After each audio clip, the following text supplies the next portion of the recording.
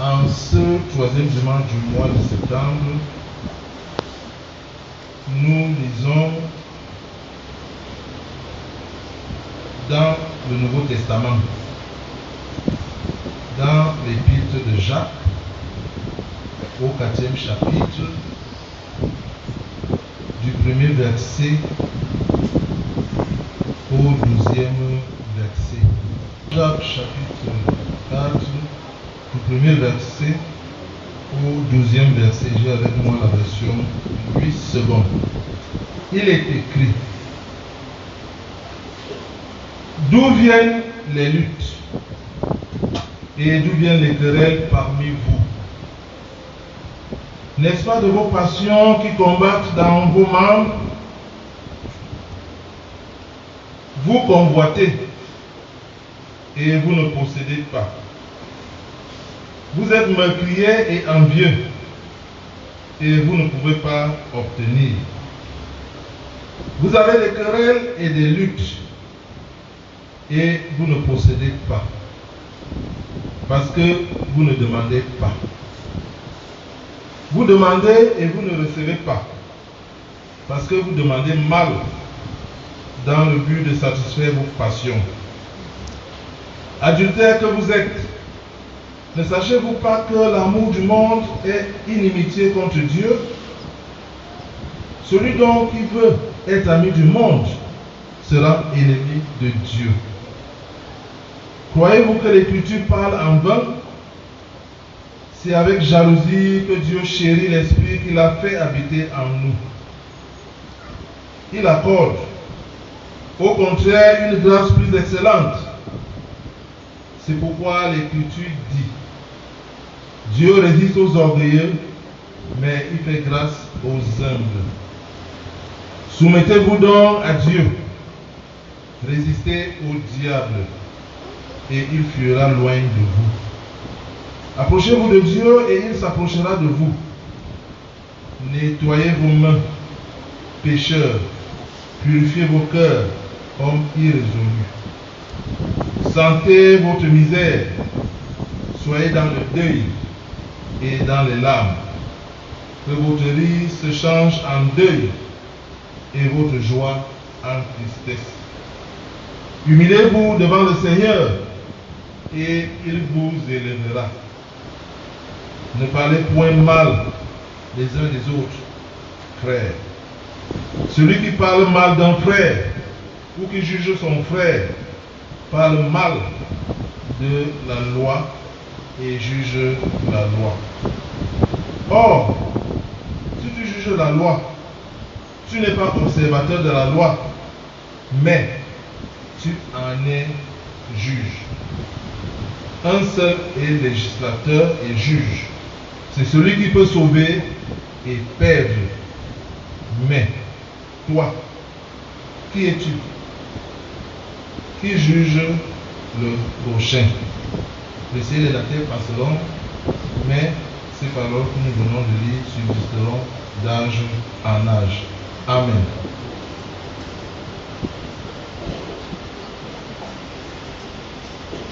Vous demandez et vous ne recevez pas, satisfaits de leur vie. Pourquoi est-ce qu'il nous arrive souvent, très souvent même, de ne pas obtenir ce que nous demandons à Dieu? Mes bien-aimés frères et sœurs, la réponse à ces questions aujourd'hui est mitigée si nous voulons tenir compte de la vie des êtres humains. Pour certains, s'ils n'obtiennent pas ce qu'ils ont demandé à Dieu, c'est parce que leur pasteur n'est pas assez puissant pour obliger Dieu à intervenir dans leur vie comme il le souhaite. La faute, c'est la puissance du pasteur. Pour d'autres, c'est que leur église ou leur paroisse manque de puissance. Il n'y a pas le Saint-Esprit. C'est pour ça que leurs prières ne sont pas exaucées. D'autres encore vous diront que c'est la faute des sorciers. C'est la faute des jaloux, c'est la faute des méchants qui bloquent leur réussite. C'est pour ça que leurs prières ne sont pas exaucées. Le texte que nous méditons aujourd'hui nous indique cependant une autre réponse possible à celle-là, qui sont tout autant possibles.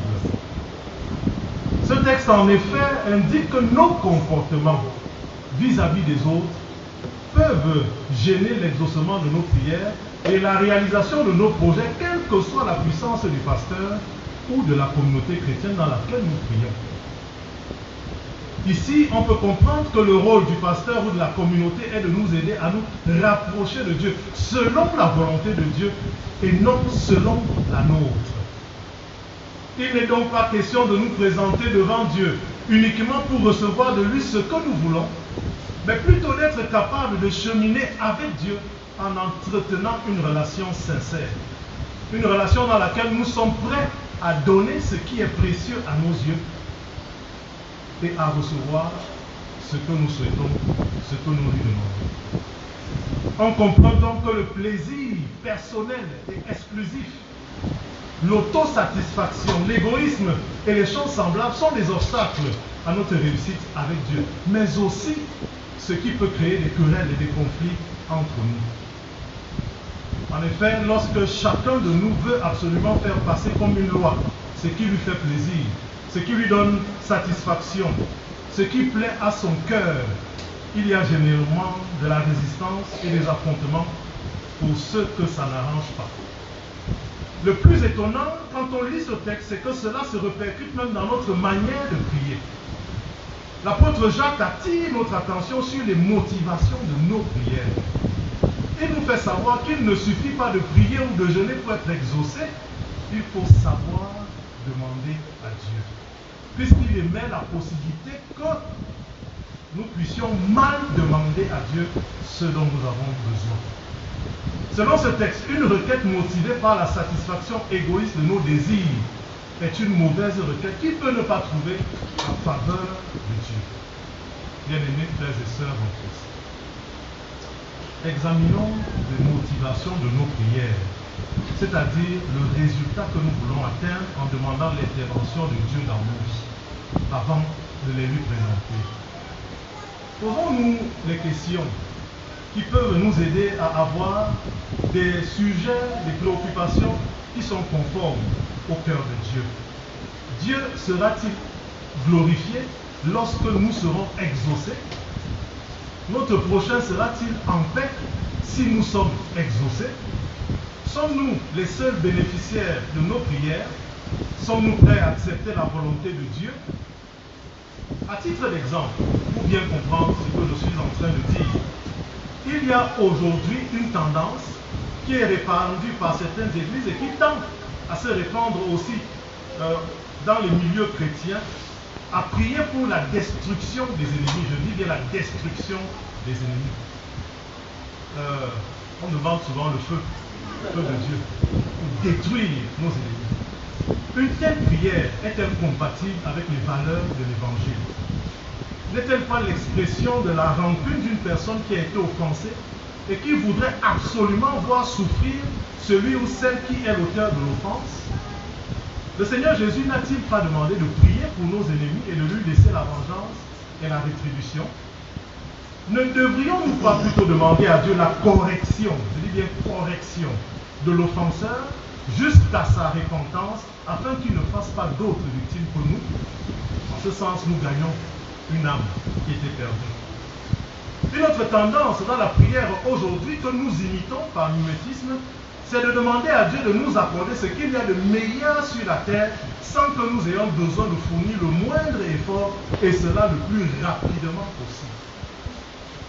Examinons bien certains sujets. C'est-à-dire nous demandons à Dieu, Seigneur, donne-moi ce qui est le plus bon, mais fais en sorte que pour l'obtenir, je fournisse le moins d'efforts possible. Une telle requête est-elle conforme aux prescriptions divines?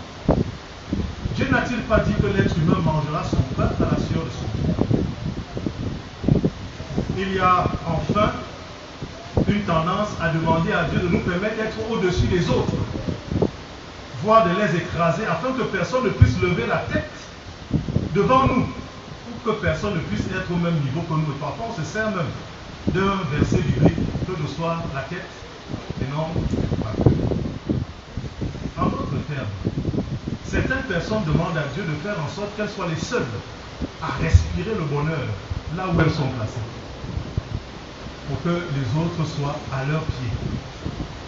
Une telle requête est-elle conforme aux valeurs de l'Évangile? Dans la prière par excellence, le Seigneur Jésus n'a-t-il pas enseigné qu'il faut présenter les requêtes personnelles à la première personne du pluriel? Donne-nous aujourd'hui notre pain quotidien. Une manière implicite d'indiquer que nous devons être conscients que nos besoins sont aussi ceux des autres. Autant j'aspire au bonheur, autant je dois être conscient que d'autres personnes ont la même aspiration. Autant je dois donc travailler pour mon bonheur sans empêcher celui des autres. Il n'est évidemment pas question ici de se priver de son bien-être personnel pour que les autres puissent être heureux à notre place, mais plutôt d'envisager un bonheur partagé, chacun, comme on dit, dans son couloir. C'est peut-être le plus difficile à faire aujourd'hui. Mes bien-aimés frères et sœurs en Christ, ces écrits de l'apôtre Jacques, qui concernaient au départ des Juifs devenus chrétiens au 1er siècle de notre ère, s'adressent en fait à toutes les communautés chrétiennes. On parle d'épîtres catholiques, c'est-à-dire des épîtres adressés à toute la chrétienté dans le monde. L'apôtre Jacques, identifié comme le frère de Jésus et l'un des premiers évêques de l'église qui était à Jérusalem, s'est inspiré de son expérience de la vie en communauté pour enseigner aux chrétiens comment faire pour bénéficier des faveurs de Dieu dans une période difficile. Au 1er siècle de notre ère, en effet, les chrétiens étaient doublement persécutés à cause de leur foi. Les Juifs les considéraient comme des égarés et donc ils les persécutaient. Les Romains les prenaient pour des rebelles et des opposants à l'empereur.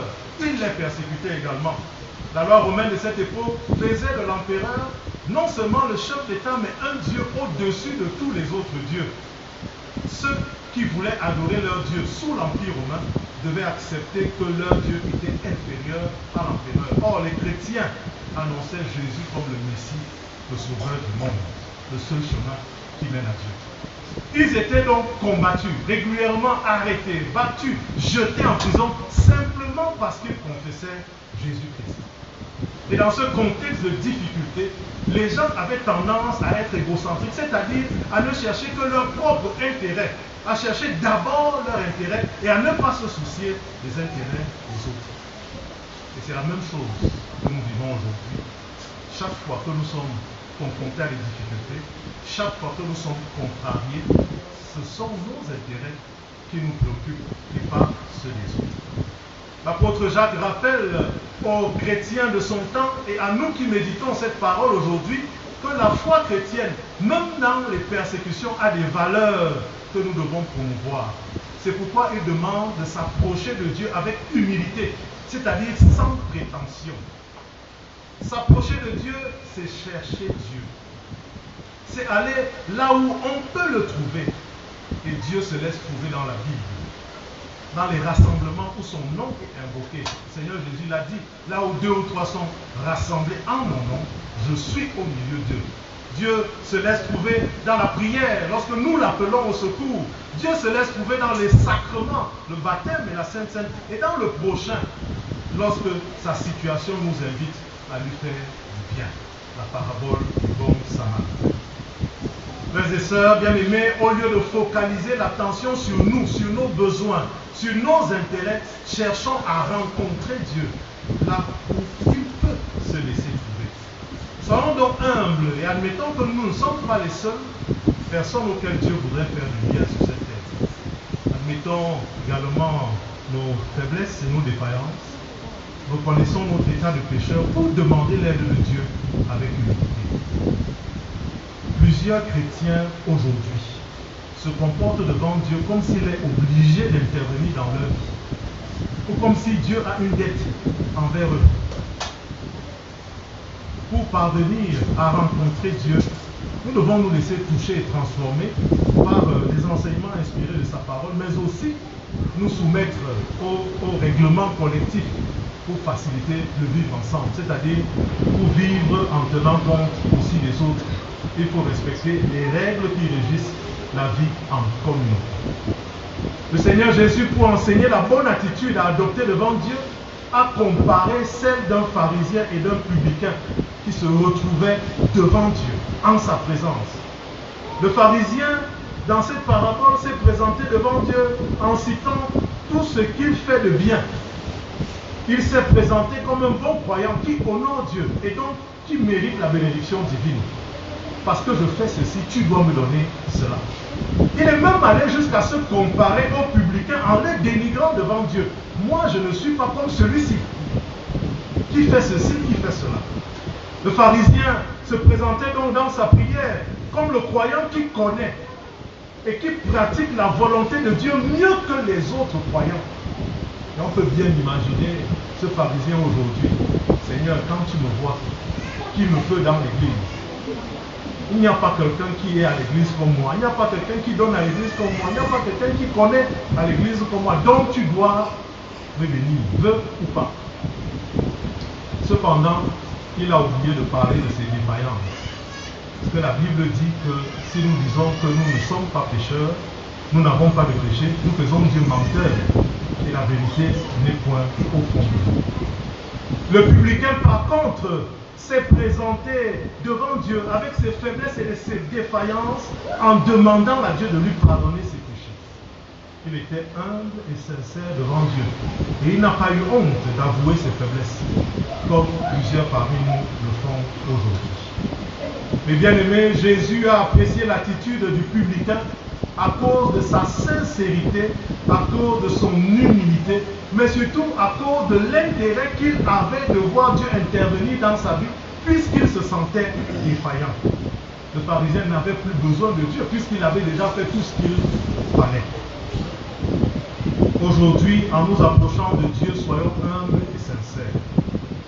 Reconnaissons que si Dieu devrait appliquer sa justice, nous ne serions même pas autorisés à nous présenter devant lui. Nous nous comparons non plus aux autres. Parce que Dieu ne nous bénit pas en fonction des autres. Ne donnons pas de nous une trop haute opinion, parce que Dieu nous connaît, il sait réellement qui nous sommes. Présentons nos besoins à Dieu dans nos états de faiblesse. Je veux dire, frères et sœurs bien-aimés en Christ, que Dieu ne va pas nous exaucer parce que nous sommes meilleurs que les autres. Mais il va nous exaucer parce que nous le reconnaissons comme Dieu et nous avons besoin de lui. Nous reconnaissons nos faiblesses et notre incapacité à gérer toutes les situations de nos vies sans recevoir son aide. Et bien-aimés en Christ, cherchons Dieu avec humilité, là où il se laisse trouver. Dieu ne se laissera pas trouver dans la médisance, dans la calomnie, dans l'orgueil, dans la méchanceté et dans la jalousie. Par contre, il se laissera trouver lorsque vous méditez la Bible, lorsque vous priez, lorsque vous participez au culte, lorsque vous prenez les sacrements et lorsque vous pratiquez la charité. C'est là où Dieu veut nous trouver et c'est là où Dieu veut nous rencontrer. Approchez-vous de Dieu et il s'approchera de vous.